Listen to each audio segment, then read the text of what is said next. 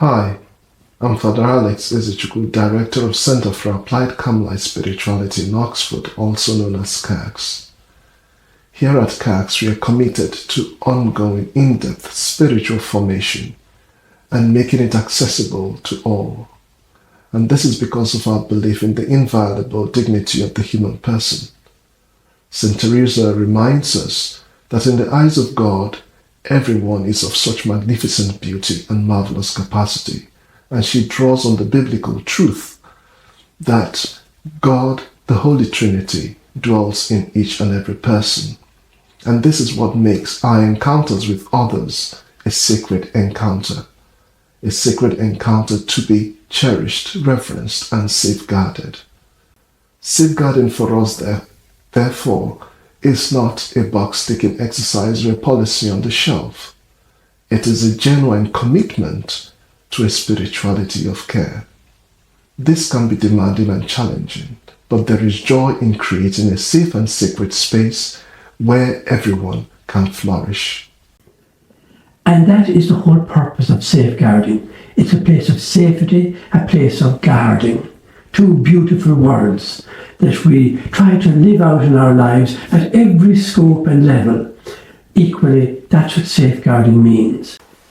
I'm a member of the Safeguarding Committee here at CACS. My role, along with the rest of the team, is to help ensure that the robust standards set by Catholic Church and secular authorities are enacted in everything we do.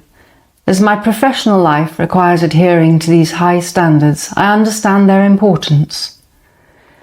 Our safeguarding policies are not just ends in themselves, but a means to honest supervision and accountability in our ministry.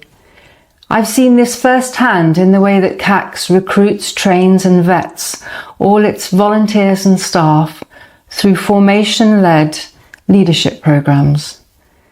There is immense care taken to ensure that whether someone attends for a liturgical celebration or a course, that they feel welcome and safe in the sacred space that CACS provides. This is especially true for the work of spiritual direction and guided retreats, where people share their personal stories.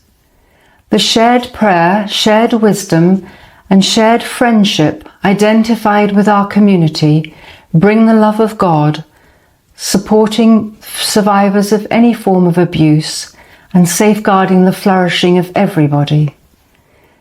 That is why I'm part of the formation team that ensures spiritual direction training has a firm and non-negotiable foundation in safeguarding. Now, the abuse crisis in the Church has caused so much hurt and harm.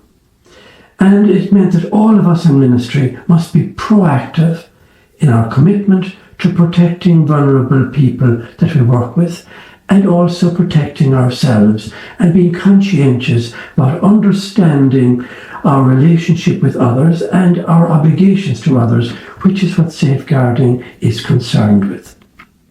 My work with CACS, alongside other safeguarding checks and responsibilities, focuses on our commitment to ensure a deep understanding of how our procedures and policies can support those with disabilities.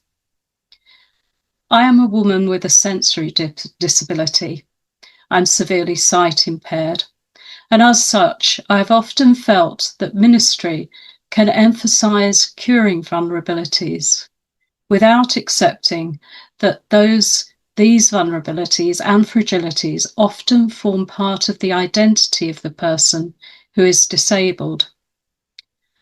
Sadly, this can sometimes enable and become a road for the abusive caregiver. In CACS, we prioritise the recognition of an individual's abilities over their disabilities. I think of it as utilising the ability of disability, enabling inclusion, sometimes in roles associated with significant responsibilities. Therefore, the development of CACS as a sacred and safe space is of paramount importance. This space must honour vulnerability and be characterised by relationships founded on trust, which are ultimately centred around trust in God. My role is to facilitate a comprehensive understanding of safeguarding, whose ultimate objective is to prioritise the flourishing of every individual whilst embracing their full identity. So being safeguarding lead involves very often listening to and acting on allegations of abuse where these are necessary, following out our policies conscientiously, ensuring that all are taken care of and that every aspect of that is done responsibly and accountably. Alongside that aspect is training and understanding our policies and making sure that everybody is truly understanding and aware of everything it involves. And in that sense, it's formative. When seen in this way, it's not a burden. It's not something to be frightened about or take on as a problem. It's something that we take on as part of our joyful responsibility to caring for ourselves and for others, of fulfilling our ministry in a manner that is truly helpful to our fellow man and woman and gives glory to God. Thank you for giving this time and care, and God bless you.